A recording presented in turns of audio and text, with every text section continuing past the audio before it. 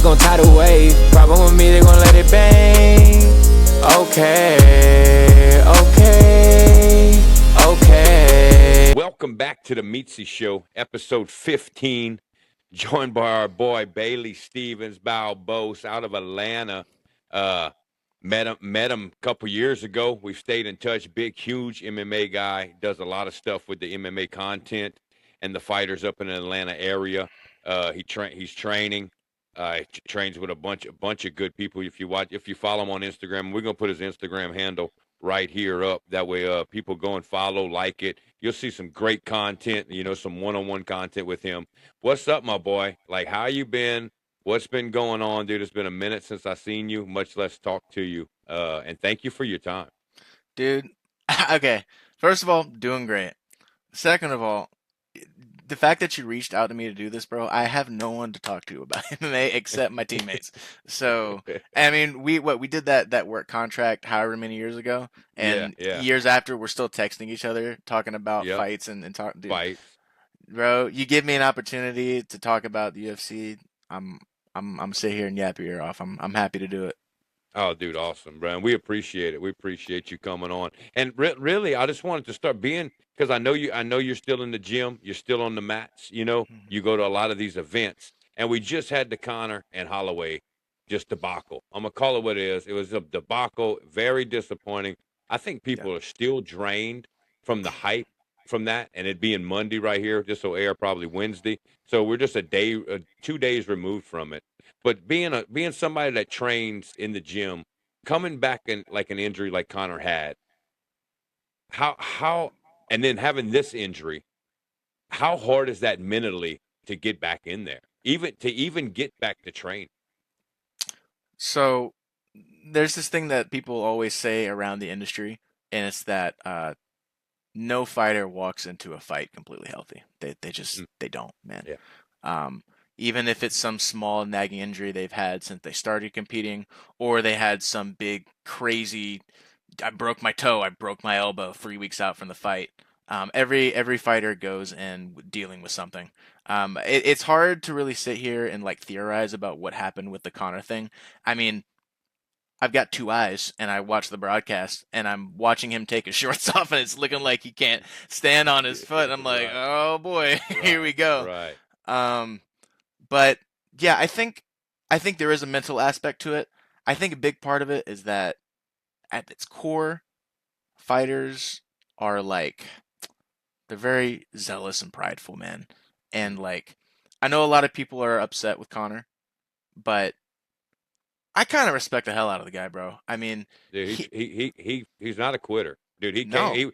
Even when he blew it out, and I honestly think he blew it out. You can see the knee shift in the slow motion, and as being somebody that plays sports, we played basketball in LA, like we've been sports guys. When you're trying to take off your shoes, sometimes you have a little hop step.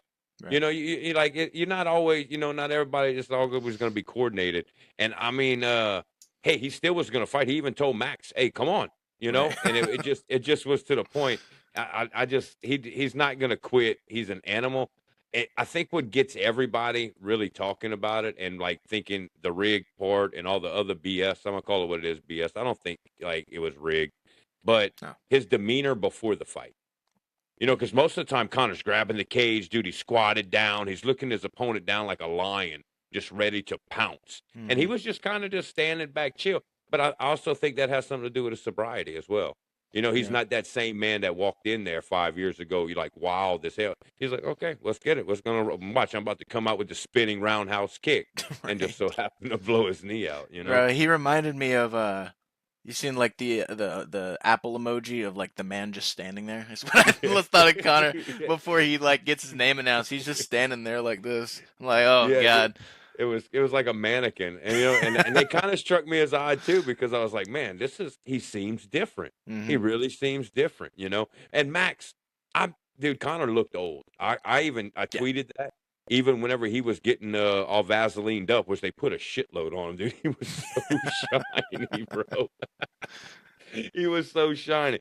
But I was like, man, Conor looks old, and he did look old, dude. But that life has a toll on you, and he's not a kid no more. He's 38. He's about to be 40. Like me and him are 2 years removed. You know, and that life, you ride that hard roller coaster for a little, it comes down even harder, and it Yeah. really did look like that. Yeah. And I mean, Oh, we've seen so many different like we've seen the weight drain Connor when he was like cutting to mm-hmm. that 145, like that famous photo of him looking like a Yes, skeleton.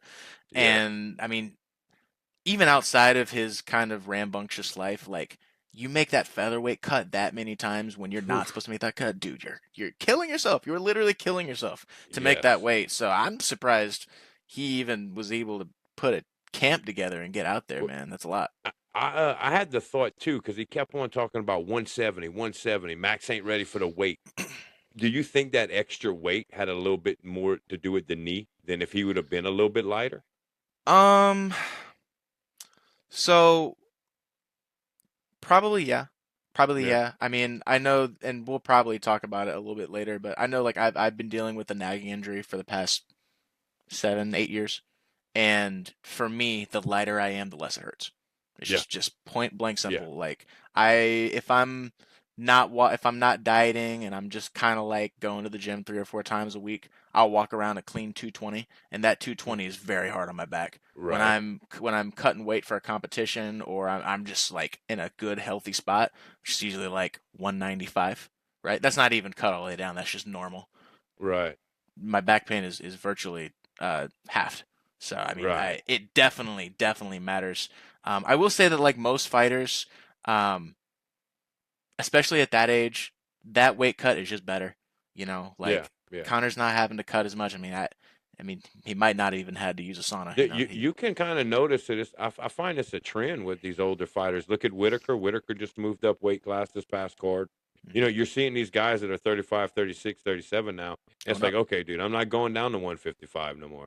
You Mhm. got to come get me at 185. You got to come get me where I'm at now. Yeah, Maybe cutting 10, 15 pounds to the max, cutting at 25, 30. You know, it's like, God, I mean, then like you said earlier, the toll. hmm And some people look great at it, and some people don't look moving up. You yeah, know, and we'll talk about that later with Usman moving up now against better competition in Du Plessis yeah, compared to Buckley, who we just recently beat, right. you know, by hmm decision. So what I want you to kind of give everybody a rundown, like where are you working with the MMA guys, where are you training at, and just shout out them people, and I'll make sure that I put their stuff up on the screen for us. That way people can go. They got a website or whatever, and just that way we can give them some promo and some airtime. Definitely, definitely. Well, and at the time that I knew you, I was at American Top Team. Hmm. You know, great gym, great people, loved them. But financially, I had to move, and I moved out to a spot where I didn't really have any gym connections. And I saw this gym. It's called GWINNETT Training Academy. It used to be an American Top Team affiliate. They ended up going independent and making their own thing. So originally a Top Team gym. Um, and there's this guy there named OC, and coach named OC. And I went to his Instagram, saw that he was like an analyst, part of like the coaching staff for John Jones and his Hmm. coaching staff and team. And I was like, oh, I have to be there. I don't know what he's like. I don't know anything about him really, but I see if John Jones trusts him, Right. I can trust this You guy. got to go, dude. You Um, gotta go. so I made it like my priority to get over there, and I've had many great coaches. I can't even say that I've had a bad coach Right. Right. in my career, but genuinely, OC is like the most critically thinking coach that I found. Um, and he's so unorthodox, man. Like a lot of the coaches in the Atlanta area don't really mess with him because he'll either call out things that he thinks are BS, Mhm. and his coaching style is so unique. It just I mean, he doesn't hit, we don't hit pads. We Hmm. don't hit pads at our gym. And at every gym in America, boxers, Muay Thai, MMA guys are sitting there running combos on the pads, doing stuff. Right. OC doesn't Right. do that. He doesn't believe in it. No And joke. you look at the fighters that he has and the people that are under him, and it's nothing but straight dogs, man. Nothing but straight killers and winners.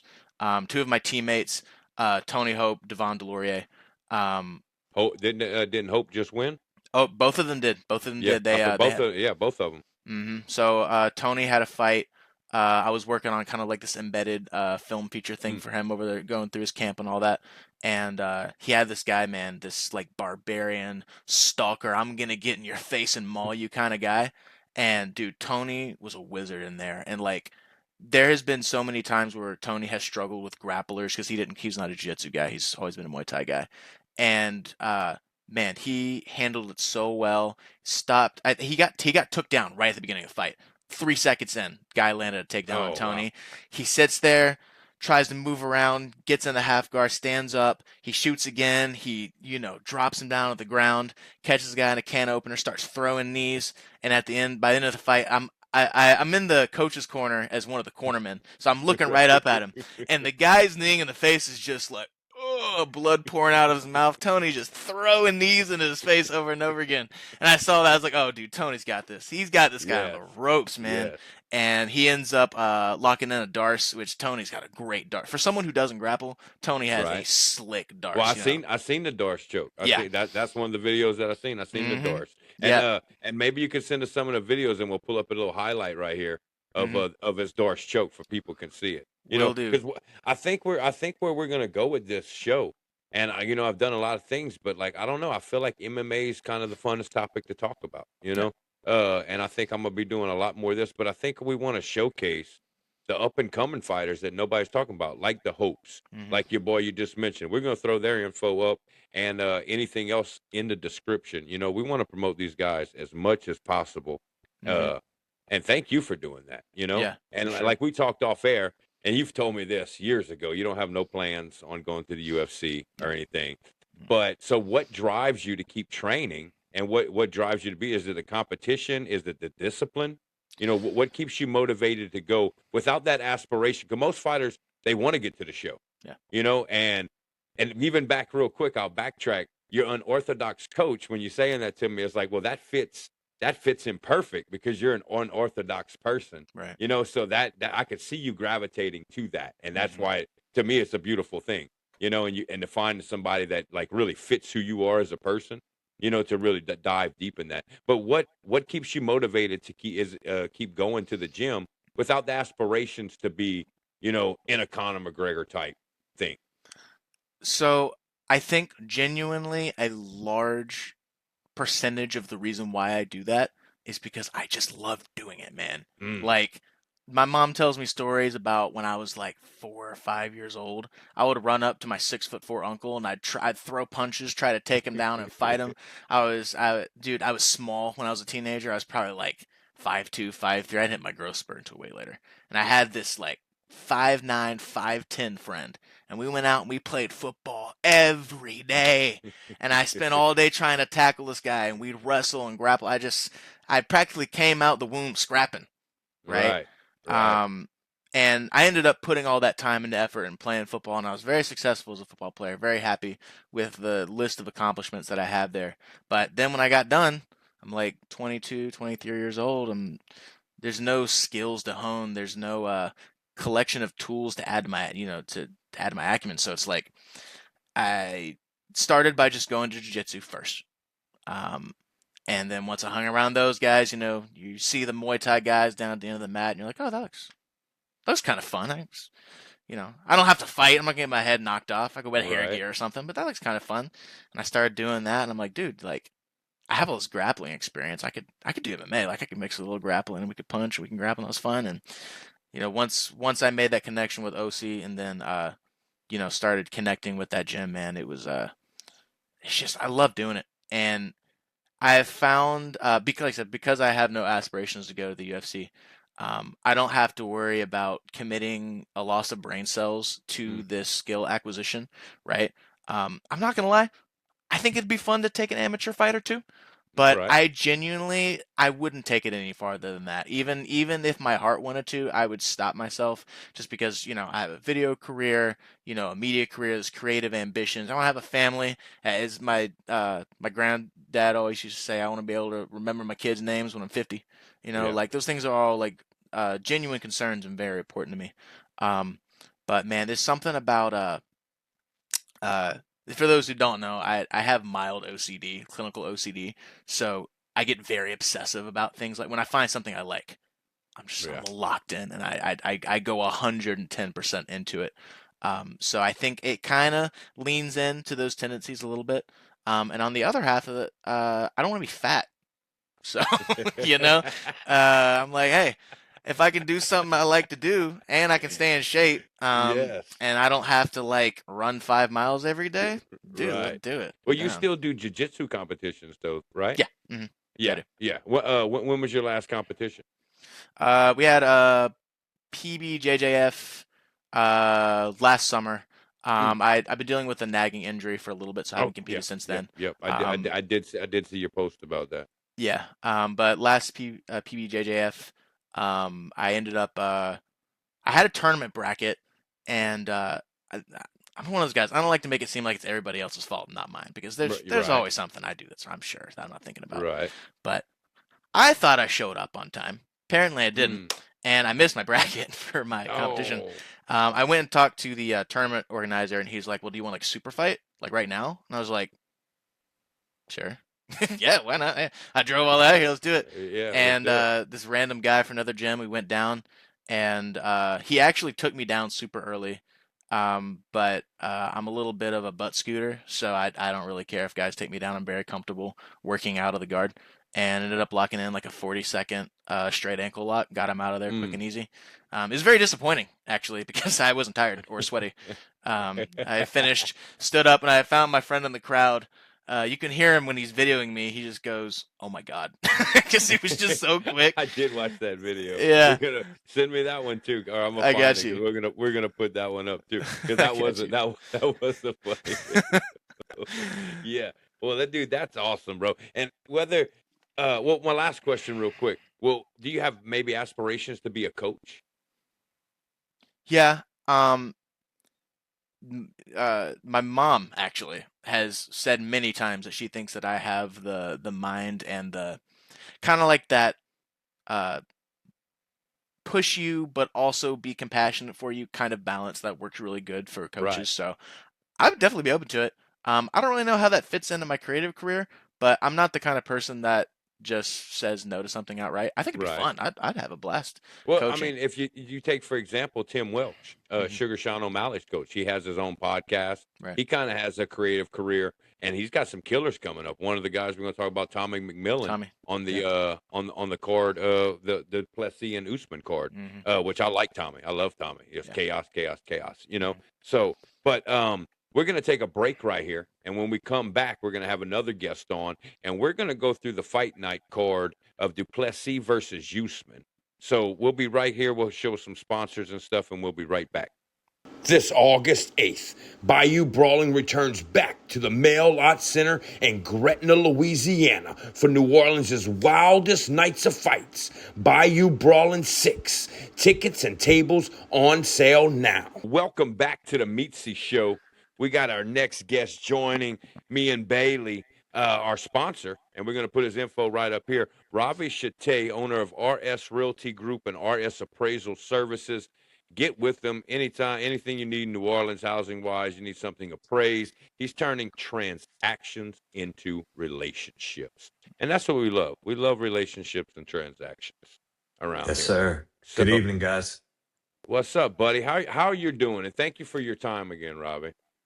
Man, I got the scruff going. I'm Me too. grieving from the card, man. I'm tired. I know. I'm I know. And just me and deflated. Bailey just talked. We talked a little bit about it. Not much. We just kind of wanted to get Bailey's backstory, give some shout out to his gym, the fighters, Tony Hope, and what's the other guy's name, Bailey? DEVON DELORIER. DEVON DELORIER. Both shout out gunshots for both of them. Some new uppercutters. They're like our Merrick and Sean over Yep. there, Yep. So I hope to see all these guys get a call up sometime. So give us Absolutely. your thoughts on the what did you think of the I call it the disappointment. I was just disappointed. Patty's just Patty. So what is your thoughts on the Connor card? Yeah, great word for it. Disappointment. I was listening to Izzy and Mighty earlier, and they were talking about it, and the thing that stings the most is we'll never know the truth. In a situation like this, the real truth we'll never find out. And that's just how the business is set up, especially with someone like Connor. You're not going to get him candid. You were getting him truthful and raw when he was sober in the pre-fight, and all that was great. But just Max talking about another fight, I don't need to see that fight again. if at all, Yeah, I him think come back if to the ring. yeah, I Yeah. just don't think I want to see him come back at all. And Yeah. Bailey, do you think he fights again? He really shouldn't. Yeah. We should just end it. But he probably will go for one more run. I don't know if it's gonna Yeah. be Max. Maybe I don't know. Maybe they throw him Chandler again, Chandler. something like Yeah. Yeah. that. But he really shouldn't. That he should just. He should Yeah, I go for think, it. dude, I think if that's not a wake up call in itself, that you didn't even, you got 4 seconds into the first round and you blow out your knee. It's like, okay, it's time to, and I hate that for him. Like I wanted to see the old McGregor, just like everybody else. Yeah. I didn't think he was going to beat Max, but I wanted to see that lion come out of that cage, you know. And Mhm. hey, if Max knocked him out, just say, get your wife out my DMs, you know. Like Right. I wanted that, and we didn't get it, you know. Now I want to talk about fights to make real quick with both of y'all. Yeah. And Let's this do just it. come to my head. This is so random. So this is just going to be off the cuff. And I didn't tell either one of those, you know, and usually I'll throw them a couple questions that, hey, we're going to look at best fights, whatever. And then talking to both of y'all, just thought of it. But who do you have Max fight now? And who do you have Patty fight now? Okay. I'll go first real Yeah, quick go on ahead, this. I'll take Patty Robbie. because everyone knows he's top five, one of my favorite fighters active. What a performance. Mm, I was told Bailey practices, he's grappling, jujitsu, all of that. From a practitioner, you just have to appreciate that performance, Bailey, huh? That was wild. I think it was what, 16 seconds? And when he wrapped that knee around, BSD went to sleep for a while. That was a late stoppage. yeah, I mean, Patty even said in the press conference, he's like, I was telling him he was asleep. Like he'd been yeah, I asleep. heard him. I Like heard him. He's like, and you can see Patty tell the ref, and just the transition. It was a very poor move for BSD to yeah. give him his neck so quick. But the transition from the Darce to the necktie, they're trying to name this submission now. It was Oh that wow. good. Yeah. The Scouser Darce, Patty the they got yeah. Patty. That's what That the was name is. awesome. Yeah. It The went from TD. such a high to such a low. So to answer your question, I'm sorry. No, you're good. It's a no brainer to me. The smack talk, the real beef, which makes the sport fun to me. When guys like Max and Connor go out and you know it's a payday, it kind of takes away from the fight a little bit. And when Ilya's all healed up, that's the fight to make. Patty and Ilya. Woo! Let's see if the Let's striking go. wins or the jujitsu Let's wins. go. And I What what think, what what about you, Bailey? Who you think would be the best fight for Patty? And if it's Ilya, it's Ilya. But who you think that they could possibly throw him? Yeah, I mean, I love the thought of Ilya. That would be my first call. I wouldn't mind maybe a Charles Oliveira. I wouldn't yeah, mind that either. That'd be that was my like second That choice. yeah, yeah. that'd be Yeah, great too. That'd be Hmm. great too. Now jujitsu masterclass. yeah. Yeah. Now now here's a question for you, Bailey. Being a jiu-jitsu guy, you've Sure. probably submitted, dozens of people. Uh how quick do you know that you got somebody? And like what's that thought process? Like, oh shit, I got you, and this is where it ends. Do you feel them go out, or is it adrenaline pumping where you just trying to like, how does that take me through submitting somebody? Yeah, I mean, at the end of the day, it's a you show me A, so I give you B kind of Mm, game, right? It's they compare jujitsu to chess a lot, and I played a lot of chess when I was younger. That analogy works really well for me because I'm very like analytical in all my approaches to everything. Um, Honestly, the moment that he threw the leg over, Patty knew he had it. I mean, you you can never had see it. Patty squeezing with all. You don't see guys Oh yeah. squeeze like that because a lot Hey, of he was times if you're squeezing, dude. You bro, saw his lats just yes. yes. Usually, if you're like halfway on a submission, your MMA coaches are going to tell you don't squeeze yourself out. Just don't do it. If you Don't don't Right. have it, gas. don't shoot it. But Patty knew he had it, and like it sucked because I really stood up for BSD on this one. I was like, dude, BSD is gonna get him. I think this is the end of the road for Patty. He's a monster. He can grapple. He's gonna get in there and maul him. And then I just watch BSD, sorry little takedown, ends up in turtle, not protecting. He's just sitting there on his hands and knees waiting for it, just begging to get Darced. Yeah. And Yeah, as soon as he popped, I mean, honestly, the moment he locked in the darts, I knew he had it. But then he threw the leg Right. over just for a Oh, little extra emphasis. Like, oh, he's trying to kill Benoit Saint Hey, Denis. He's fixing to die. This is the hey, it. I think Patty's on a mission right now. Like the it's Gaethje fight, because I think he knows that if he would have done his full arsenal that he has against Gaethje, he would have beat him. it But would have been a different he fight. tried, yeah, he tried to Different stand on fight. the feet. He wanted to prove that he could fist to fist with Gaethje, and nobody can. It's not something that Max did, but it took Max to the very last second of the 5th round to Right. really Right. finally hit that knockout blow. You know, Yeah. so now who we think Max fights? Hmm. Because That's a I was tough one. saying, hey, dude, I was saying after the fight, I was like, okay, at this point, Vince McMahon ought to run down and be like, hold on, Patty Piblet, Max Holloway, new main event. Because, dude, Patty broke no sweat. It was over. You could have just had Patty walk back out with his entrance, and him and Max could have fought They right could have there, and fought it'd right been down the like, it spot. would have been a barn Patty burner. was game too. He said anyone Oh, could get it. hell He yeah. was Yeah. Or ready. you could have had Ruffy. Ruffy was already He there. was ready. Yeah. Yeah, Yeah. just throw, Yeah. hey, Ruff, we're going to need you, dude. Man, 50 You need to see a fight. that's a tough guy to just pull out the crowd and be like, "Hey, fight Mauricio Hoofy." That's scary because that guy is technical and Angles. powerful. Oh my Yes. god, I would hate. Do you think that's the next Max opponent? We'll see. Max, he's coming off the well, he beat Dustin by decision, right? And then Well, Well, then here's the thing: he lost to is Max Oliveira. and lost to Oliveira is right after Max's that. next opponent going to be at 170, or is it going to be at lightweight, which is the big debate I right assumed now? lightweight. So I assumed lightweight. because Yeah. it's crazy. If he stays at that weight, Mitzi, you're talking. You could see him and Carlos Prates fight, which would be an insane striking match. Not a good matchup either for Max. No. I think he needs to stay at lightweight, cut the weight, and Yeah. deal with the Well, people around there. I don't think he stays at 170. You know, Max made a lot of money going to 170. Yeah, Max knows where his bread and butter is. You yeah, know, Max yeah. isn't a stupid fighter. He's going to go back down, and he's got a better chance at the championship at 155. You know, Yeah. so Gaethje's the champion. He's looking at that like, bro. yeah, you know, Yeah. exactly. Yeah, You know, and that's exactly. kind of I kind of feel bad for Ilya. Ilya's knocking out everybody, and then you have Gaethje fighting Max, who he just knocked out. He's not getting the rematch.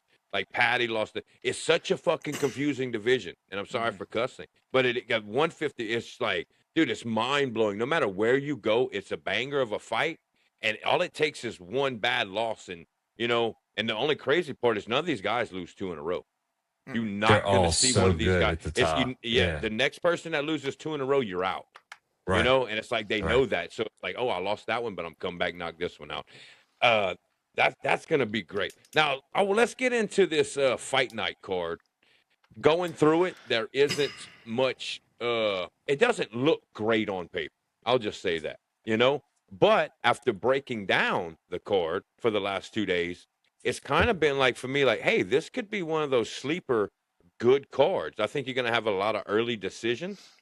But you got some people on here that kind of really need to prove themselves, and they have to go for it because if they don't, you're looking at maybe getting cut from the UFC roster. So I think you're going to see some wild action, some out of control stuff, and then you got Dricus Du Plessis coming against Usman, who's trying Usman's second fight up at middleweight. Du Plessis he has to think that he can get back his title now that Strickland is the champ. You know, and this is just another stepping stone for him. But let's start at the very first one, early prelims. It's 11. If it's 11 fights, we can go through this real easy. A lot of people, I really had to research and look up because I didn't know a lot of them. First one, Anna Meliciano, 6-1 out of the U.S. This is her UFC debut on a card. She was on the Tough Series. She was actually Michael Bisping's first pick. She had a lot of hype coming into the Tough Series, and then Melissa Omea got her by submission, and that was just one of her things of watching her thing. If she gets down to the ground, she's not very capable of getting up. She's going against Diane Barbosa, who's 94 out of Brazil. She's very good on the ground. 3 of her 4 losses have come by decision, has 4 wins by submission. If I was betting here, I'm going method of victory decision or Barbosa by sub. How about you, Yeah, Bailey? Oh Go no, ahead, go ahead, man. Robbie. Go ahead, Yeah, Robbie. I'll be quick just to tail what you said, Meaty. This is going to be a quick one. Barbosa by sub. The other girl got subbed out in either the contender series or tough, whatever it Yeah, was. tough. Yep. But yeah, she was sub bad, and Barboza is a jiu-jitsu specialist, so not a good matchup for her. But go ahead, Bailey. And on 2 weeks fight notice. Yeah. Oh, yeah. Elena got this The on short. cancellation, right, Yes, right, short notice. right. So Supposed to be Veronica Hardy, right? yeah, This is the one yeah, Veronica Hardy. Okay. Yeah. yeah. Yeah, I kind of had to like I'm pretty knowledgeable when it comes to prelim people, and I will admit that like half of this prelim, I'm like, dude, who are these people? Some Yeah. people don't even have like screenshot cutouts Yeah, on like yeah, websites. they have no profile whatsoever, almost. Yeah, but these two ladies, I know a little something about. Forgive me because I'm just a transparent, blunt person. Anna sucks. I don't think she's very good at all. Mm. I even when she was Agree. on the contender series, I just didn't see anything that really was like, you know, I feel like with women fighters, and I hate to put them in a box like this, so if this like comes off in a defensive way, I don't mean it that way, but like to stand out in women's MMA, you have to have a defining feature. You have to have a skill that really stands out and can help you get somewhere. Tell me where that skill is, Anna. Yeah. What does she do spectacularly? I don't see it. No, I Nothing. don't see it neither. Nothing. And not that I think that Barbosa is going to be the next Valentina Shevchenko or anything, but Right.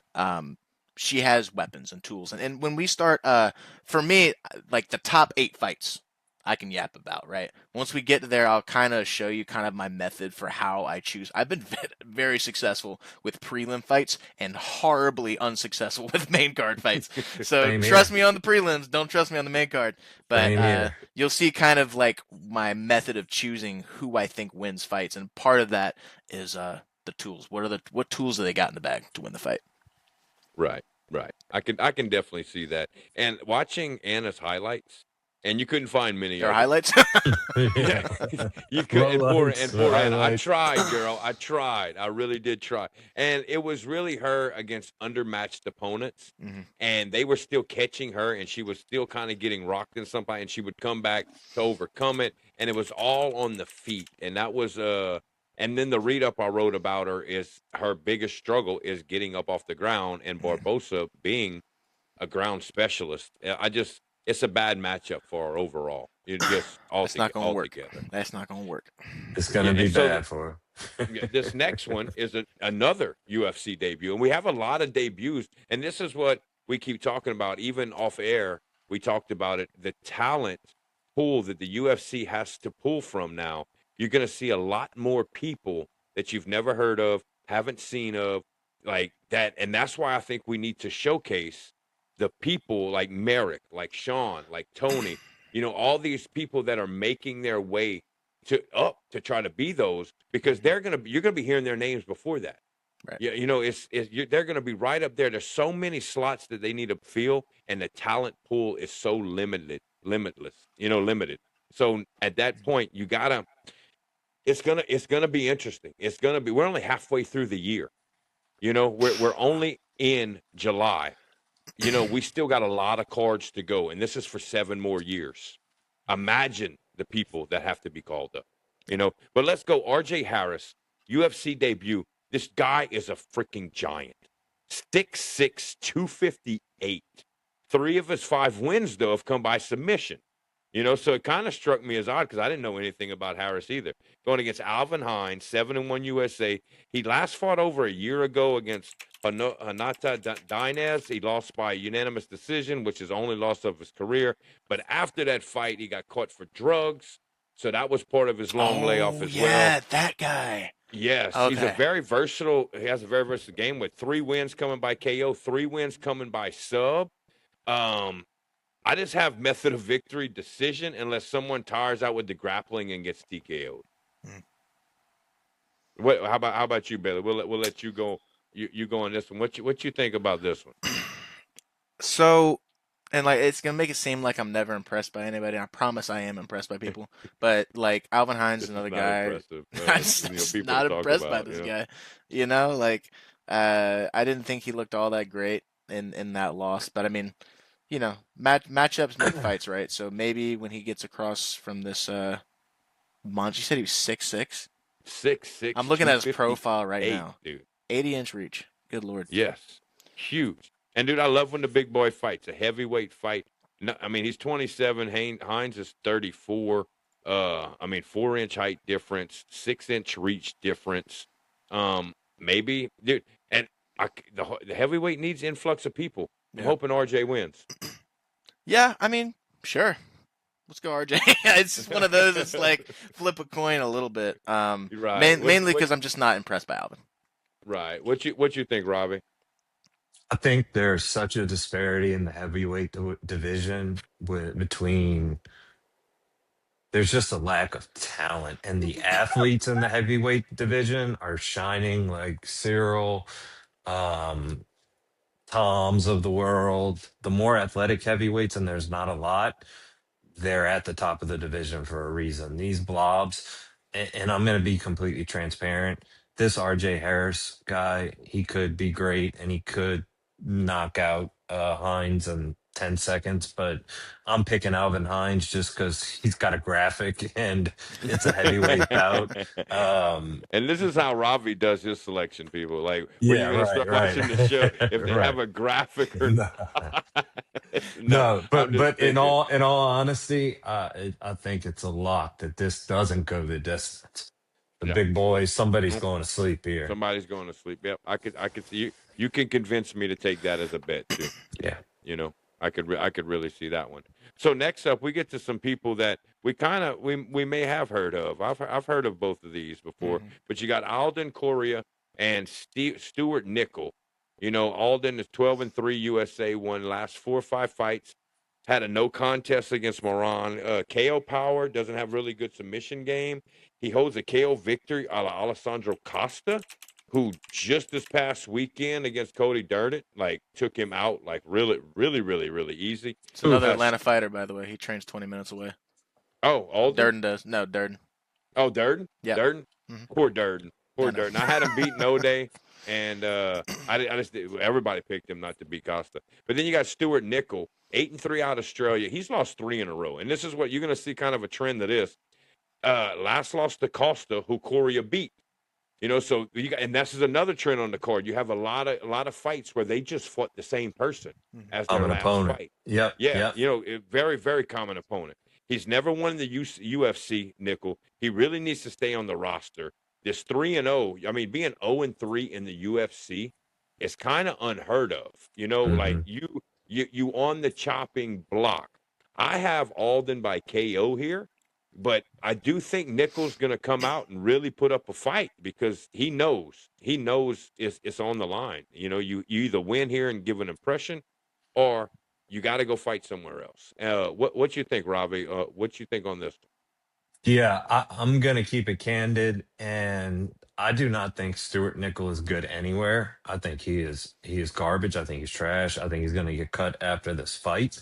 Correa, I think is how you pronounce it. Alden, he is I don't pronounce nothing right. I think it's Korea. he is the biggest. I think he's the biggest favorite on the card, if I'm not mistaken. So that should tell you something about that fight. Yeah, and I hadn't looked at odds yet. I just went through the card and was just like, hey, we're going to pick this winner. Yeah, And, I think just my basic thought. And how about you, Bailey? What you think about this one? Absolutely, just echoing the same words, man. I haven't seen anything from Stuart Nickel that really makes me think like, wow, this is a pathway, an avenue to victory. If he like does this really well, he can like no, that's an L. But go ahead and give it to Korea. And honestly, Korea probably gets a finish too. He probably gets a finish. Yeah. That's I got by KO. I can see it by being by TKO. You know, technical knockout. Either way, I would bet KO.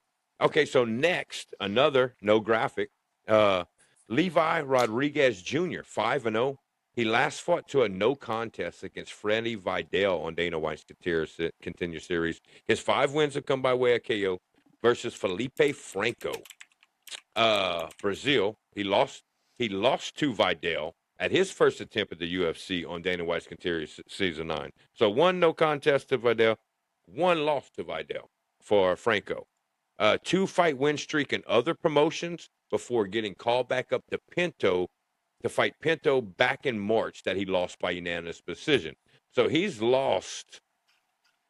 He lost his fight on Dana White's Contender Series, got cut, didn't get the contract. He went to another promotion, lost, got won, got called up to the UFC, won, lost again when he was in the UFC. It just seems like when you're going to get to tougher opponents, but at the same time, Levi, I don't know about him to say that he's a tougher opponent because the common opponent he went to a no contest with. Right. I do have the fight not to go the distance. And a very hard pick. Neither guy impressive. Similar opponents. Franco is the most experienced and is the younger fighter. I mean, I'd have to go Franco here, possibly, just off of what I've seen. But I really don't know. This is probably the biggest toss-up fight, I believe, of the night. How about you, Bailey? What do you think on this one? Yeah, and I mean, when I get to these kind of fights, another aspect I like to look at is strength of schedule.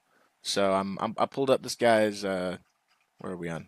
Pulled up his Tapology, and I'm looking. I love to look at the wins in between. You know, he went to the Contender Series and lost to Freddie Vidal. Dude, where's Freddie Vidal? Get Freddie Vidal in the UFC. Who is this? Yeah, Get him in there. But I'm looking at these like okay. He got an RNC on someone that was 1-1. Like what? Yeah. Like come on. And then he goes in the UFC and loses again. Like I don't know. So it seems like maybe he got thrown some cans in between, right. Which is fair. I'm not gonna hate on the guy because you get matched up who you get matched up with. But like right. I don't think Philippe Franco is a barn burner. But like what do we know about this Levi guy? I guess I'll take him for experience. I'd say Franco on the decision. He's got a fire picture though. He looks like a mean guy on this Tapology. Like a mean guy. He looks like a mean guy from the ESPN, right? And what are you using, Tapology? Yeah, I switched between Tapology and ShareDog right now. Okay, got you. I'm gonna start using that. How about you, Robbie? What do you think? What do you think for this Felipe and Leve fight? I agree with Bailey. I think the UFC experience is going to do it. And I think these odds actually flipped. It started with Levi as the dog. He's now a favorite at -175. I'm still picking Felipe. You know, he looks mean. He looks bigger. And it's just not a fight I have any confidence in whatsoever. Anything could happen in this fight. Right. There's not enough. There's not enough film on these two, really. Yeah, to really and Bailey makes a good point whenever he says that Felipe, like he doesn't get the contract, then he goes fight somebody 1-on-1, and it's you can't really, and at that point, you might be looking at Levi coming in and just knocking him completely out, like it's one of those. If you're really betting on this card, I'd stay away from that fight. Absolutely. Bet on that. Yeah, there's a few that I would just stay absolutely away from. There's a lot on this card. Yeah. And moving on, we've got John Paul. I'm not even going to try to say his last name. I'm going to call him Lebowski, the big Lebowski, baby. And then we got, I'm not going to even say his name, but I know it's Ko. Fighting out of South Korea. He's 13-2. Lebowski is 10-2. Lebowski 5-fight win streak, latest with Phil Rowe by split decision. He has more sub wins than KOs, but he's been KO'd before, and that's where his 2 losses come from. Ko's on a 6-fight win streak out of South Korea. Has 2 UFC fights besides Dana White's Contender Series have been unanimous decision. Both fighters beat Phil Rowe in their last fight. He just fought Phil Rowe too. That's crazy. They both just fought Phil. That's weird. Like it's and it's like, which isn't great fights for Rowe is 11-7, and lost 3 of his last 4. So it's not really anything. See, this made this card so hard to judge because you have these same fights, but the guy they're fighting either beat both of them or they're Phil Rowe. Right. And it's like, well, I mean, you can't judge anything. I went method of victory decision right here. I think that, and that's what I wrote: decision. Most likely outcome for this fight is a decision. Both men can throw. But the hands, I give the advantage to Ko. Submissions, I give to Jean Paul. It's just hard to pick, and they kind of both been decision fighters. Yeah, when you look at their track record, it's a bunch of decisions, and it's like, okay, this card I think will have a lot of decisions. What do you think on this one, Robbie? I truly think Ko might be my lock of the night. He has looked sharp his past few fights, really sharp. the wrestling, he's been beating people to the next position. He's been on a little tear, and usually those Asian prospects, nothing against them. It's usually decision merchants, but he's minus 205.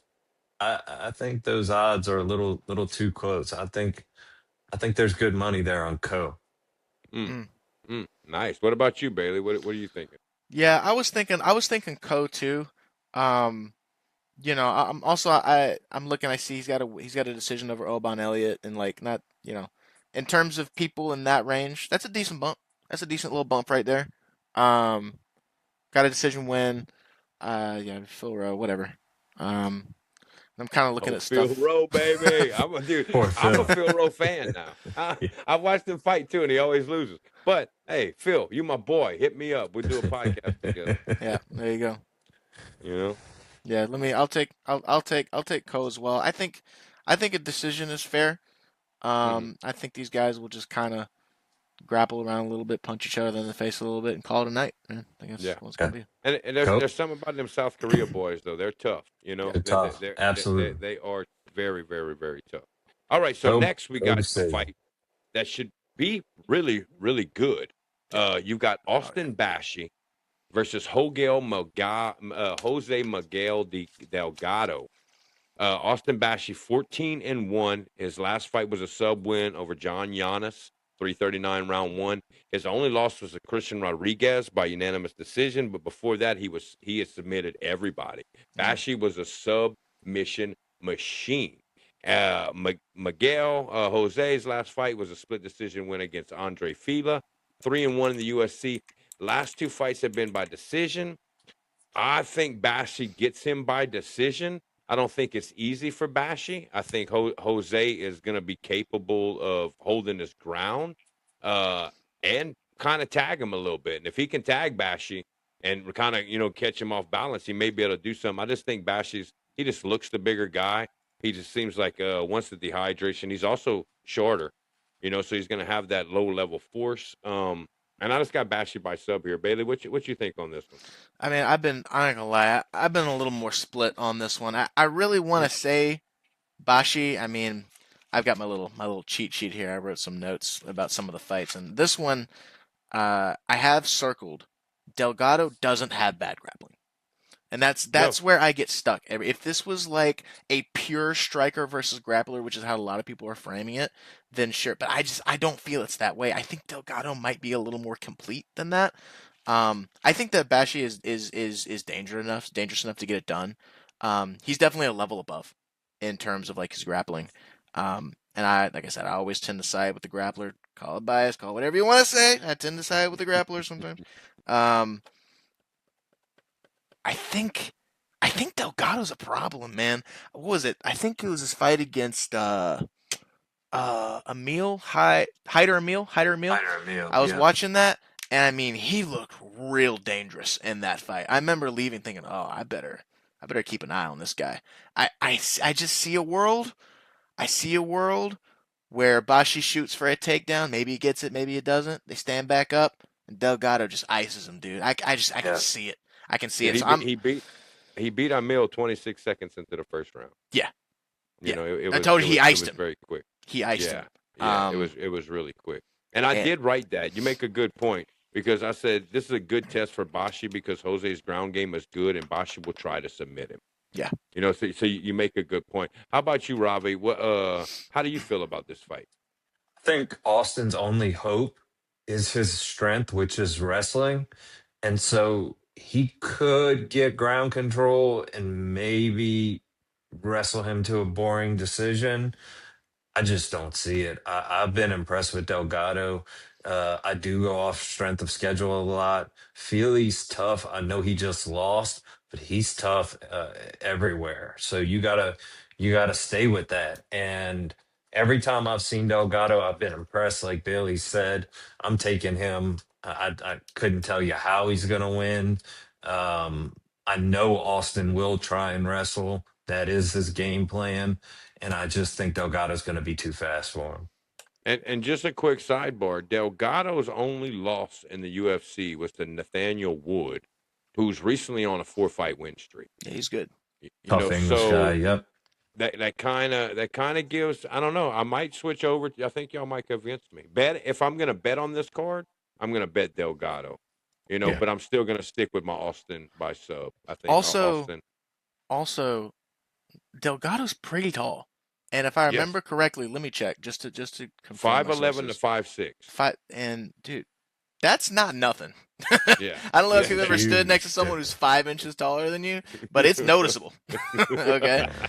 so Close that range, huh? yeah, Yeah. just saying. So that's why I think Austin's gonna have to try to go to the ground, and he knows that. You're gonna see him shoot and shoot instantly. He's not trying to stand up with them at all. No. Next, one of my favorite fighters. I'm gonna tell a backstory about this. Tommy Guns McMillan, and Tommy became one of my favorite fighters because I was following him and Sugar Sean on Snapchat, and I sent Tommy a message and asked him when his next fight was gonna be. And I'd be damned if Tommy didn't message me back and say he was injured right now and he would let me know when he was fighting next. And I didn't take anything of it, you know? And I'd be goddamn 2 months later, I got a message and he let me know before it was ever announced that he was fighting in Montana, recovering from his injury. And that's whenever he had to miss Dana White's Contender Series the first time. So now, Tommy's my favorite. Thomas Morstead's my favorite Saint because he threw me the football in the stands one time and nobody ever did, and he did. Thomas Morstead's my favorite Saint. And now Tommy McMillan can do no wrong. And I'm not going against him. You know, this is a tough fight for him, though. This is a very, very tough fight for him, I believe. You got him going against Alberto Montez, 12-1 out of Venezuela. First UFC fight besides the Contender Series was submission, and 4 of his last fights he has finished by submission. Only loss came back in 21 by KO. I got Tommy's going to come out there and he's going to try to get Alberto out quick. Tommy is chaos. You can hear Tim Welsh in his corner every time he fights. Chaos, chaos, chaos. And that's what Tommy does. He's going to get caught. Eventually, somebody's going to catch him. And I didn't pick him to do it this fight. I think Tommy might win this fight, but I do have a feeling that Alberto might catch him. And Alberto's a lot tougher than any other opponent that Tommy's has fought so far that I've seen. And it's going to be one of those things. To me, he's going to, like, if he can get Tommy on the ground, he could probably pull off the upset. Let him wear himself out. You know, let him do that chaos stuff. You seen Tommy's in his Dana White Contender Series. He did get winded at the end with that guy where they just fist fought to the very, very end. Alberto's sub game is dangerous, man, and this could be, I don't know. Tommy might lose his O right here. What you thinking, Ravi? The way you pose it, it's kind of scary. So your heart's picking Tommy, and if you had to bet, you're betting against Tommy, is what I'm hearing from you, correct? Yeah, I think that's how I would go. You know, Yeah, unless Tommy's going to have to come out there and knock him out quick. I see from Tommy, what you just referenced, is when he's on this chaotic tear of combos, he is just to the wall. He's going till he gasses out, and his technique suffers at the end as he gets tired. His hands start to drop. He's all or nothing. I do think he's going to knock this guy out in spectacular fashion, similar to Luke Riley, a multiple shot combo, probably a dig to the body, and then just put this guy's lights out. I think he said, I'm going to hurry up and KO him so I can eat a cheeseburger and some pizza. This guy's crazy. I mean, he's the best. Fun. He's fun to watch, dude. I give Tommy, and I hope he wins. I'm rooting for you, Tommy. I'm rooting for you. You can tell the ones that are going to be a star. He's got star power. And he's got Sugar. He's in Sugar Sean. That's his boy. That whole camp. That camp got some killers. Tim Walsh's Red Hawk Academy. If you follow them and you watch them fighting in Montana, they got some up and coming killers. You know, problem is most of them are bantamweight. Well, now this fight's at featherweight, but Tommy came in as a bantamweight. You know, I just realized it was featherweight, so he's going up. That might benefit him. That might actually be a benefit for him. Bailey, what do you think about this? So, like I said, I'm big on my categories, man. I look at tools, I look at their physical specimen, look at their grappling, look at their defense, look at their strength of schedule. I'm gonna list these out for you because I did a lot of thinking about this matchup in particular. Tools and weapons. Tommy's got more tools and weapons to win. I think. And calling it even is an option. If I feel like they're even, I say it's even. I feel like he's got more options. This guy Montez hasn't knocked someone out in 10 years, or something crazy like that. He's a submission guy, dangerous, but he doesn't go out there and ice people. That's not him. The physical, I want to say Montez, but it's like the reason Tommy's cardio, like you said, looks so suspect is because he's all or nothing. He throws everything he's got into those first 2 rounds. That doesn't mean he's not physically fit. It just means he's out of energy by round 3. Right. Grappling. So here's the thing. If I felt like Tommy didn't have grappling, I would say this could be a problem. But Tommy's got good sub defense, man. Well, he was in that freaking submission in the last fight, and everyone thought he was done, and he just got out of it, and you're like, wow, well, dude, he had to turn his neck like an owl. You know, like, dude, he went completely around. I don't know how he got out of that. We were sweating. You were right. You were right about that. So I tend to be a little cautious about the chaotic fighters. I think that those guys get exposed very easily at this high of a level. But I don't think he loses though here, man. I think he goes through, not unlike what you said. I think it's a spectacular fashion. He's gonna pop this guy, and I think maybe the next 2 fights, maybe we'll see a little bit of it. Well, I say adversity. He had adversity. He's had adversity pretty much all of his fights, so he has adversity. But I think he's all right. I think he'll slide by this one, to be honest. Yeah, and I really, really hope he does. All right, so next up we have our second women's fight, a women's strawweight fight. We got Tabitha Ricci, 12-4 out of Brazil. Last fight was a unanimous decision loss to Jana Daroba, Verna. Yeah. 7-4 since coming into the UFC in 2012. Has some power, decent sub game. Most of her fights in the decision. Going against Fatima Klein, 9-1 USC, 3-1 in the 9-1 USA, 3-1 in the UFC. Has won 3 fights in a row. Recently, unanimous decision victory over Angela Hill. Isn't much. Fatima's overall better on the feet, but Ricci's probably better on the ground when you really look at it. I've got Fatima by KO here. I don't think Fatima makes it look easy. I just don't think she keeps her 3-fight win streak going. Yeah, I mean, I'm not gonna lie. Tabitha Ricci is a beautiful specimen of a woman, so it like really breaks my heart to say this, but I don't think that she can go skill for skill with Fatima Klein. I actually think Fatima Klein's kind of a prospect. I mean, she did get like wrestle smacked by Jasmine. God, I struggle with this last name all the time. She's good though. Jazdavicius? Yeah. Jazdavicius. She's good. Yeah, Jazdavicius is very good. So, I'm leaning Klein here. You know, I could be wrong, but I believe she also did she go up a weight class for that Jasmine fight too? I believe she was up a weight class for that fight. So the odds were stacked against her even more in that Jasmine and I think fight. You're right. I can't verify. Don't quote me on that. But now that you say it, it kind of rings a bell in my head. Yeah. So it's like you almost give her more credit for it. You know. Right.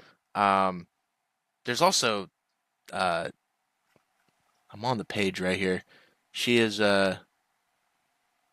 she's 5'6". How tall is Tabitha Ricci? She's not very tall. Yeah, she's 5'1". Okay, and Klein's like 5'6", 5'7", something like that. So another reasonable disadvantage there. I like Klein here. She did go up because she fought her at flyweight and now she's back down to strawweight. Yes. Okay. Yes. So you were right. Yeah. Yeah. What you thinking right here, Ravi? I agree with Bailey. I think the optics of Tabitha are what keeps getting her booked on these fights, talent-wise, and I don't mean to be disrespectful. And I really like the way Bailey breaks down fights. I'm very impressed with all of his breakdowns and picks and how he looks at things. You can tell he's highly intelligent. So, um, affirmations to you, Bailey. But Hold on, regardless, let's get some cheers and some yeah, gunshot. yeah, I'm You very know, impressed. bang, bang, bang. Definitely not a casual, but I think Fatima is just going to wipe the floor with her. Every time I see Tabitha fight, even when she wins, it's like a sparring session to a decision. I never see her with a nasty KO or a really nice sub. It's either losing in a close decision, and come that third round, I don't see that killer in her.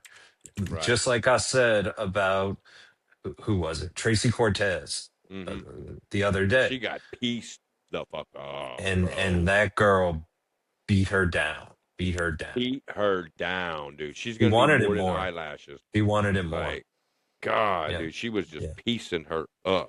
All right, so let's move on now. I'm pretty sure we're in the main card now. It doesn't really. Yes. I didn't really notice where the main card started. Well, we have to be because we got 3 fights left.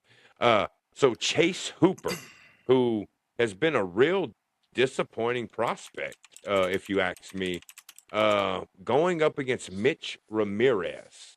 Hooper 2-fight losing streak after starting off hot, but against better competition, hasn't made it out the first round. Was a very touted prospect, kind of taking a nosedive. Mitch Ramirez is no better though. He's on a 2-fight losing streak in the UFC. Lost to Prates on Dana White's Contender Series, didn't get a contract, got called up, and has been put on fight, but got finished in both of his last 2 UFC fights.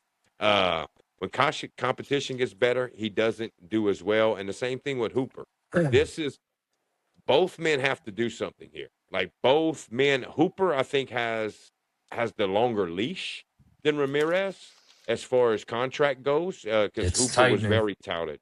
It's tightening. You're right. They put another notch in it. He loses this one, he gets one more. I think. Hmm. I don't think Ramirez really gets that opportunity.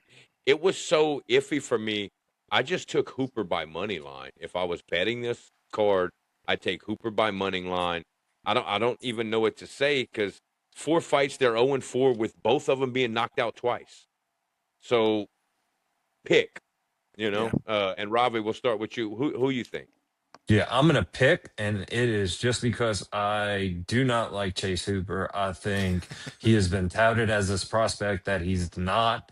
He has shown his skill set or lack thereof multiple times, and he may prove us all wrong because the UFC is feeding him somebody that's also not This was bad. just not that quality of fighter. But I am gonna take Ramirez here, and the Ooh. odds makers have it at minus. I'm getting old. I think it's minus 360 Chase's way, so that's plus 255 Ramirez. I don't know if Ramirez wins the fight, but it's going to be closer than the odds makers have that, I think. Yeah, well, at them odds, I'm not betting Hooper money line neither. I'd Yeah. probably throw money on Ramirez just to beat him. Mhm. And how about you, Bailey? What are you thinking here? Yeah, I mean, these are 2 guys who are close to being on their way out. I'm not gonna lie, one of my favorite things used to be uh, showing this video of Chase Hooper to one of my buddies when he was first getting in MMA, and one of the top comments, it was something like, man, Chase Hooper's really good at blocking those punches with his face, or it's some comment. We used to just crack up about this comment all the time because, man, is this We guy gotta just like, find that comment. bro, this guy's a Put that floppy comment up. noodle in the ring, bro, just like a spaghetti noodle in there. And I think Ramirez has some power in his hands, but we haven't seen it like really translate yet in the UFC ring. Maybe it's a step up in competition. I'm not sure. He's not really a physical specimen. I mean, he's got this loss where he lost to Prates in Yeah, the Contender Series, but it's like it's Prates. Protus. yeah. Um, Everybody losing a process. So I feel like, and here's the thing that sucks about Chase Superman. I could get more behind him if he had some better wrestling. right? Yeah. Because like we all know he's got a great jiu-jitsu game. Jiu-jitsu don't matter unless you got wrestling, bro. And I learned this from my own personal experience when I first started doing MMA. Okay, got a lot of jiu-jitsu experience. And the first day of MMA, we were doing drills where your back's up against the cage or the matted wall, and someone is like halfway shot into a single leg, and it was like, hey, get this guy to the ground. I got taken, slammed to the ground like 100 times. I could not stop it. And then when they switched over, I shot in the single leg. And this same guy, who I'm better at in jiu-jitsu than this guy, I know this guy, I could not get him to the ground. There is a subsequent literal difference between MMA grappling and the grappling you do in the wrestling room, the grappling you do in jiu-jitsu. Chase Hooper don't have that, bro. He doesn't have that. The only way he ends up there is if someone Puts him there. blasts him across the cage and he's like flopping around and he translates into a little leg lock or something, right? Like Ortega. Yeah, right. Exactly. So I find it hard to believe in Hooper, but I also do think that I kind of think they're throwing him a can. I think they're throwing him a can with Mitch Ramirez. So I'm gonna take Hooper for the sub. I'm gonna take Hooper for the sub. Sub. Oh, for the sub? What's the odds on the sub? Dude, same thing. Mitch is gonna punch him in the face. He's gonna fall back, clock his head, and when he jumps into him, he's gonna throw his legs up in the air and catch him in a fucking something. I don't know. It's gonna be some silly, dumb something. Right. Let's see how it ages. We'll revisit it. What's the odds on Hooper to win by sub, Ravi? Man, I can't even see the method of victories yet. I can just see the general. Oh, okay. General Well, odds. and we are on a Monday. Usually we record on a Tuesday or Wednesday. But we're trying to fit everybody in the schedule. Okay, so moving on. I'm gonna find that quote of Hooper taking punches to I'll find it for you. Yeah, like I'm gonna find that. So next we got our co-main event. I don't even know if you call it a co-main event. I think you might just call it another fight. Because we got Jared Cannonier, 18-9 out of the USA. I don't know why I keep saying USC this episode. Versus Christian Leroy Duncan, who's 14-2 out of England. Cannonier 1-3 in his last 4 fights. Michael Venom Page was his last loss by decision. And Venom Page, I don't know. Maybe it's just me. I've never been impressed with Venom Page. Now, before he got to UFC, thought he was highly touted. I was waiting to see him. He's never done it for me in the UFC. He's better competition, and he's just failed to be that. And I guess I was waiting for showboat knockouts because Venom Page has been chiseling everybody that he has. He's been doing Zumba. He's been doing Zumba. Yeah. So, but Cannonier's 42 years old, and I think this is going to be the difference in this fight. Christian Leroy Duncan, 4 fight winning streak, 2 by KO, 2 by unanimous decision, 10 KO victories. So he likes to stay on his feet. Cannonier can take a punch though. Cannonier, I watched some of his highlights today. Just kind of watching to see. He's a tough cookie, and people plug him. People every fight, dude. Every fight he gets plugged and plugged and plugged. He don't go down though, and he fights back. Like I got Christian Leroy Duncan by TKO here, not KO technical knockout, because I don't think he puts him out. But I just think, and I keep saying this will be like the third show I say this, the age of the 40-year-old fighters is slowly going away. And the 30, you got too many young guys now. I don't know the age difference here. It's not that bad, but I think, Leroy is 30. 42 against 30. Leroy's in his prime MMA years right here. And I think it shows. I think that's what really happens. What do you think about this one, Bailey? Yeah, I mean, it's the word I have circled right here for this fight. Prime, right next to Christian Leroy Duncan. I think he's more dynamic. I think his resume, like Marco Tulio, that's a decent win. The Lidze, he's kind of been a little iffy lately. Eric Anders, Polio, whatever. Just have the loss against Gregory Rodriguez.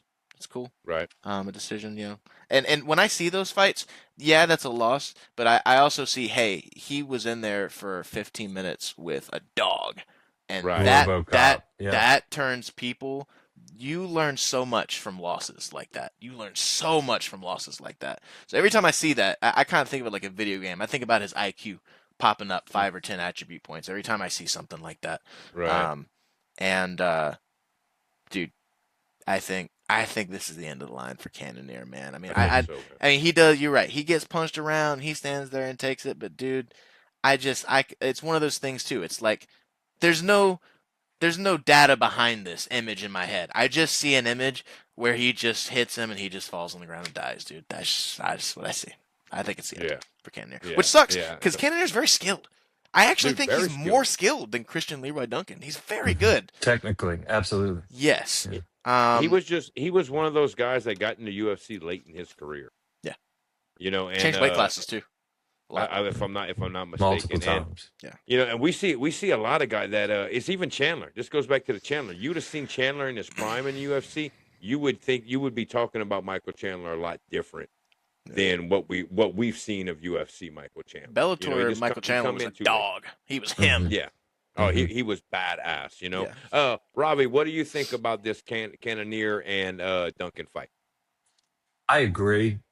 To put it concisely, I think Cannonier puts the gloves down after this fight. I think it was kind of interesting. There was a lot of talk about CLD fighting Izzy for Izzy's next matchup, which I didn't like that matchup for Izzy. I didn't like that for CLD. I just didn't like that fight. This guy's on the rise. He's 30 years old. I'm gonna be 42 in a couple weeks. I can tell you. 42? What? Yeah. No way. What? Dude, look at gun. Look his guns, bro. Bro, I would have said 33. Dead ass. I would have said 33. No way. I appreciate that, bro. But yeah, 42. So yeah, old, Christian is gonna he's gonna do body work, combo work. Can Cannonier survive to a decision is the only thing I can think, but I just don't see it. I agree with all of y'all. KO. Jared does have the better strength of schedule, but that's just because of who he's fought, how long he's been around. Christian can't help the cans they fed him or who he's fought. And like Bailey said, it wasn't bad competition. So, right. You know. So Ravi at 42, how good do you think you do against Duncan? Oh yeah, he's got about 30 seconds against me. So yeah. That's dude. I'm not even before showing. I'm running out the cage. Dude, I'm doing a spinning. I'm circling the cage. I'm doing a spinning roundhouse kick like Connor and just acting like I blew my knee out. Like, hey, I'll tell you this. Like, no, dude. I'll tell you this. I'd strive to at least last longer than Connor if I'm getting paid Connor. Not hard to do. Not hard to do. It would be hard to do, dude. You could literally try to dive under his legs and you would have been there longer than he was, you know? Okay, so let's get to the main event. And this should be the best fight on the card. Should be. You got Usman moving up the second fight at middleweight. Just beat Buckley against Dricus Du Plessis, the South African, 23-3. Usman's 21-4 from Nigeria. When I look at Du Plessis, I just see a relentless machine. You know, even whenever he lost to Chimaev, just relentless. I think he won round 5 of the Chimaev fight. You know, relentless machine, only lost in the last 5 fights of Chimaev. And then he's looking at Strickland, who's holding his belt. And he's like, I've done beat him twice. You know, what's going on here? I think I don't want to say this about Usman, though, but after looking, because on the other show, I thought Usman was going to win. But after really doing it, it's like Usman's 1-3 in his last 4 fights. His lone coming win over Buckley over a year ago. It's even been a year now. So he's 39, Du Plessis 31. Second fight of middleweight. The later rounds is when Dricus will separate himself and get the victory, I think. And I think Du Plessis by decision. It'll end up being a decision fight. And I think Dricus Du Plessis, and he puts his name back in that title contention to you know, whatever Strickland ends up doing with Islam, you know. So we're going to find out that. Now, Robbie, we're going to start with you. What do you think about this fight? I think this is a very tough fight to call. I think it's a very tough fight to call. So the odds have it at, they've tightened already. It was higher this morning. I think it was minus 345 Dricus's way. It's tightened to minus 245, which means money's coming in on Kamaru. So with my heart and my pick that I want to see win, I want to see Usman win. but I just think that age is going to be a factor. Those two knees that he has a problem with is going to be a factor. Not to mention, if it was 3 rounds, I think he might have more of a chance. The fact that it's 5 rounds, I think once they get in deep waters, like Connor said, it's not going to go to deep waters. This is going to go to deep waters. Yeah. And I just think the younger bull in DDP who needs it more, who's going to want it more, he hasn't been active either. I'm Mm-mm. sure he's been dying to get in that octagon. If Kamaru doesn't put on a wrestling clinic and he's already outsized, Dricus is huge, man. I think, how tall is Dricus? 6'3", 6'4"? Yeah, and it's He's going on almost big. a year. It's little less like about a month away from a year. 11 months since Dracus fight. And Dracus is 6'1", but Usman's 6 foot. And he's so awkward, DDP. Yeah. I've hated on him for so long. Again, he's another one I've grown to appreciate. I just think fourth or fifth round, possible submission, but I would stay away from this one. Mm. Yeah, no, Yeah. I can see that too. How I about you, think, Bailey? What yeah, do you think about this yeah. main event? So I mean, I ain't gonna lie, I've got a little decent piece written here. I'm gonna try to be concise. Oh, do your thing, buddy. The floor is yours. So I also am a fan of Kamaru. He's an American Top Team guy. I used to train American Top Team gym. He would come through ATT Atlanta sometimes with Gaethje. So I love Kamaru. I loved watching him in his prime. I just thought he was very technical. I love technical fighters. That I'm a sucker for a technical fighter. He's approaching 40. He's got the knee problems. He talks about how he has to walk up the stairs backwards because he can't walk forwards because it's too much on his knees. It's, man, that last fight with Joaquin Buckley, yeah, I know he won, but let's just be real, man. There were some moments in there that I thought Usman was going to lose, bro. He's looking a little chinny. And I'm not talking about power overhand from hell. I'm talking about a jab, and Kamaru's like, Yeah. Buckley was that's building concerning. at the end. Yep. Yes. Yeah. Yes. Back to kind of like my tree here, man. Roads to victory. How many tools do you have? I think DDP has more tools to victory. I think that he's more of obviously he's more of a physical specimen at this point. Kamaru's strong, don't get me wrong. He's strong. And you don't lose strength as you age as a fighter. You usually keep your strength. But physically, I can see DDP, like you said, taking him to deep waters. I think the grappling, give it to Kamaru. Defense, I have written the word no. I just don't see a whole lot of good defense happening either way. No disrespect to Kamaru, but he got head blasted on the easiest, the most rookie move in the book from Leon with the head kick. Headshot dead. Dude, we teach that at the academy to the kids, man. That's just something you don't fall for. It's very, very rookie amateur way to get knocked out. Behind the hand. Yeah. And strength of schedule, it's about even. These guys have both done amazing things. On Dracus' side, he's got a power, he's got a physical advantage, and he's the current generation. I'm realizing it now after we've gone through this whole card. A lot of this is ushering the new guys and out with the old. It's kind of what it feels like. It is. It really does feel like that's a great point. I think that Dracus is going to take advantage of can I call it stiffness? Kamaru Usman's kind of stiffness. He's kind of a stiff guy, right? Yeah, absolutely.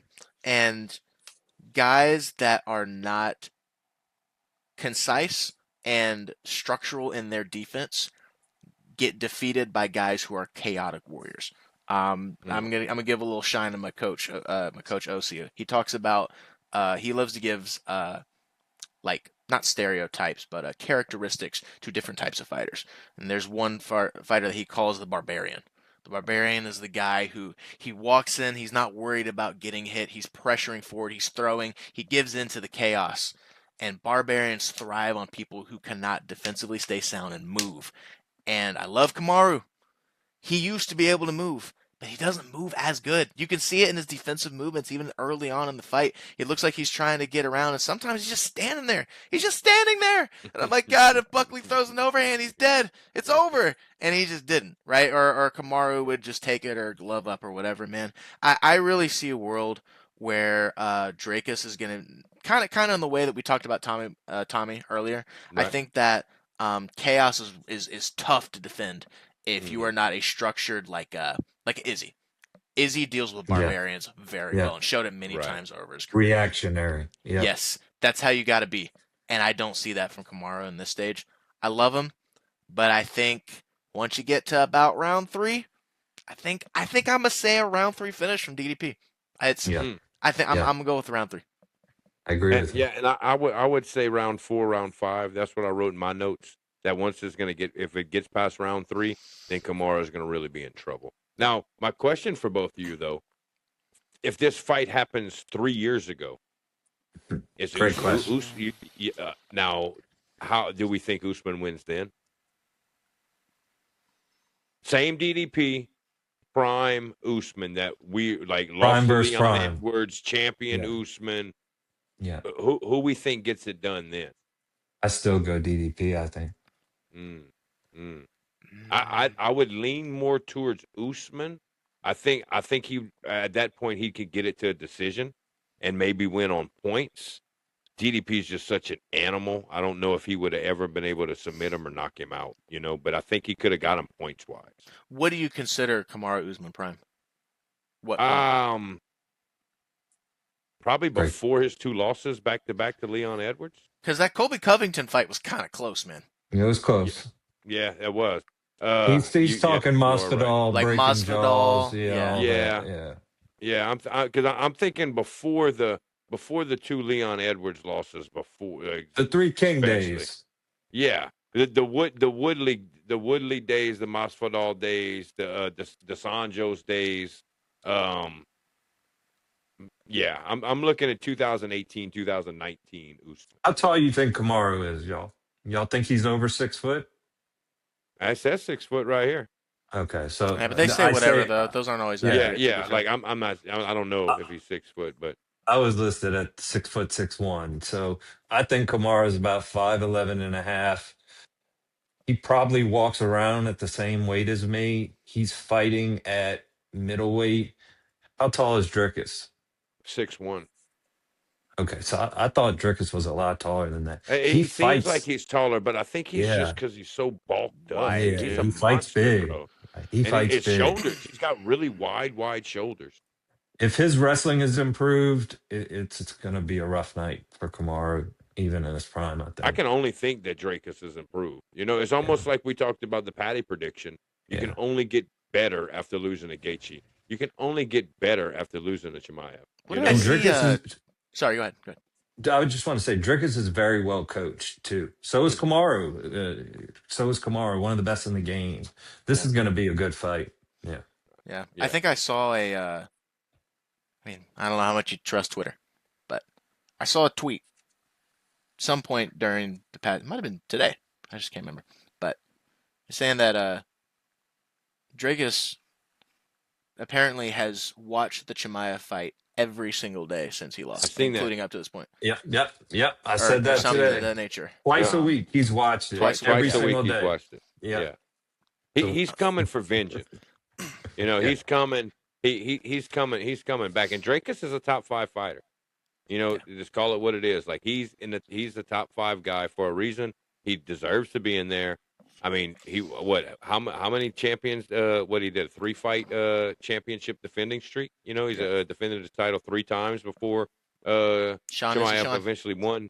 He beat my favorite fighter, so yeah, he's done it against the best too. It's not like he's done it against some punks, So that's great. So my last question for both of you: after going through the card, and I talked about how it didn't look great on paper to start the show, when Ravi come on, what do you rate this card a 0 to 10? What do you think this card ends up being? So this is I'm a bit of an annoying film critic kind of guy. So when I rate things, when I say 5, I literally mean 5. I mean mid. A lot of people kind of put a negative connotation on anything below 7. I truly treat 5 as the middle. Right. 10 being I'm busting House all over card. the screen, and then 1 being like I don't even know if I can get through this card. So I would say this is a 6. A 6 because I like the final fight of the night, and I want to see Tommy McMillan and Montez. I think it's going to be fun, and I want to see Tabitha Ricci because she's sexy. And I think outside of that, whatever happens, whatever happens. Whatever happens. How about you, Ravi? Ravi? I think you know this, Meaty. I don't miss a card. If it's a 1, if it's a 10, I'm not missing an early prelim. I'm going to be there. We got so many good cards and fights coming up. But yes, honestly feel like Bailey could be my son. I mean, this guy's. I have the same barometer Yeah, of a he's 1 to awesome, dude. 10. Y'all would get along Yeah, so well. He's yeah. a really awesome guy. So yeah, I'm gonna agree with him. I'm gonna give the card based on how he's laying it out, being a 5, not being mid, but just an average card that you can watch. I'm gonna give it a 5. What would have made it a 6, possibly a 7, is if Kevin Holland was still on the Yep. card and Yep. didn't Oh, drop. he was on this card. What Yes, he Yeah, what was. happened I with want. that? Who knows with Kevin? So, Kevin could be. Who knows? Who knows? But I love Kevin. I love watching Kevin fight. It's always fun, and it would have brought the card up a notch. Tommy Yeah. will be a highlight. The main event is going to be good, and there'll be some sleeper bangers in there. So it's a UFC card on the weekend. It's going to be great. Yeah, it's good. And I think I agree with both of you. 5, 6. I think Holland fight was canceled because of undisclosed injury just days before his scheduled bout with Jacoby Smith. So whatever the injury forced him out of the event, it was not disclosed in detail. So Holland is injured at this point. So that's why the fight was canceled. But like I was saying, I was just going to agree with both of you. 5, 6. I do have to think. I do think with so many fighters needing to make a name for themselves and needing to get a win, the contract, we could sit back here next Sunday and really look at it and be like, "Hey, dude, that turned into like an 8. Like that was like, hey, Yeah. we had some Sure. knockouts we didn't expect. Like we had some fights that really, like the Hooper fight. Like there's a couple guys that really got to show it. And I mean, there's only one way to do it. You got to come out and Tommy McMillan it, dude. Do the guns, baby, gunshots. But that's gonna do it, guys. Thank y'all for y'all time. Is there anything y'all want to plug? Bailey, we'll start with you. Anything you want to shout out? Anything you want to plug while we're here? We'll have both of their Instagram handles on the screen for y'all. Go make sure y'all go like and follow all their stuff. Anything you want to plug or promote, Bailey? Absolutely, man. I'm always a proponent of putting my gym on. It's a smaller gym in terms of the amount of people we have in there, but that's not limited to the skill level. You can tell by just the output, the results that our gym gets. We are very proud of what we've accomplished at a gym. So shout out to GWINNETT Training Academy if you're on the east side of Atlanta or just outside of the city limits. Don't go to Team Lima. Don't go to ATT Sandy Springs. Come to GWINNETT Training Academy. Come down there. I don't know if you guys know, but Douglas and Diego Lima run an American top team gym in Atlanta. It's about 30 minutes north of where we're at. Nice. No shade to them. I love them. They're great guys. Right. They always come over and they're always talking to OC because they used to go to GWINNETT Training Academy way back in the day. Before I think I told you off air before they were GWINNETT when they used to be an American top team gym as well. But Right. shout out GWINNETT Training Academy. Those are my dogs. Shout out my 2 dogs. They just won their fights over the weekend. Tony Hope, DEVON DELORIER.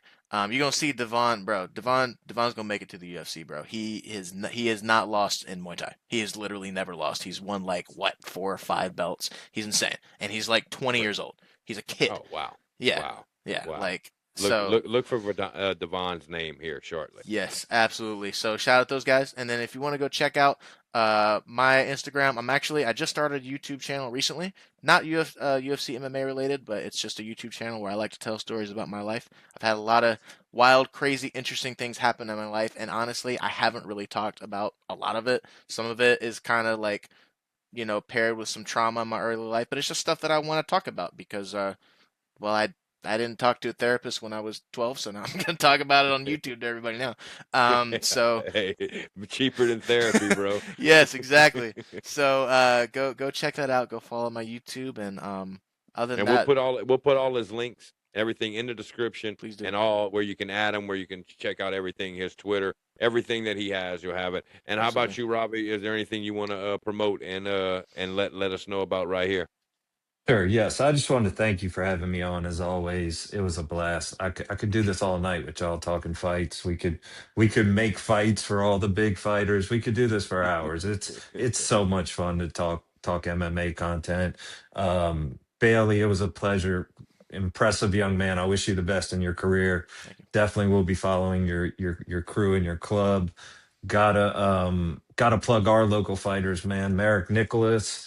Sean King is the main event, July 24th. Get your tickets. They're running out. Get your shirts. Holler at Merrick for that. But yeah, on my end, RS Appraisal Services. If you need your home appraised, buying, selling, RS Realty Group, give us a call. Commercial appraisals, we do it all. If it's real estate related, we have you covered. Thank you, Mitzi. And all his info will be right on the screen as he's talking. We're going to put it up there, covering everything. So also to our last and new sponsor of the show, W Energy. Go to www.w.gg and use promo code MEATSY for 10% off your order. Why is W different? Clean, smooth energy, sharper mental focus, no sugar added. It's got focused ingredients, coffee fruit extract, plus vitamins and amino acids your brain needs to perform. Unique flavors you won't find anywhere else. Built for anyone and everyone, made for people who need to conquer any task. That's W Energy, www.w.gg. Use promo code MEATSY for 10% off. Thank you guys once again. We'll be back next week. And I'm just going to say it for people can be prepared for it, but we're going to have Merrick and Sean King on promoting their July 24th fight at the Alero Center here in New Orleans, Louisiana. Once again, we want to thank our two guests. And we'll be back next week talking to them two guys, talking MMA. Peace. Okay.